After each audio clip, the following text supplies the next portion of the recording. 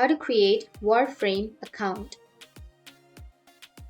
So if you want to create Warframe account, then what you need to do is first make sure that you have an internet connection. After your internet connection, you need to go with your browser, any browser that you're comfortable with. Go with search. Under search, you need to search for Warframe sign up. Now you need to just go with www.warframe.com, and here you will have sign up section. And under sign up, you need to scroll down and you need to first change your language. If you're not comfortable with this language, then you can go with the upper right, and here you will have translate option. You need to go with English, and you need to translate the page to English. Once you've translated, if you want to create your account, then you just need simply log in with your Steam, your Android, your Xbox, PlayStation, Nintendo Switch, and each and every platform. So you need to just go with sign in option, which will be on the top right.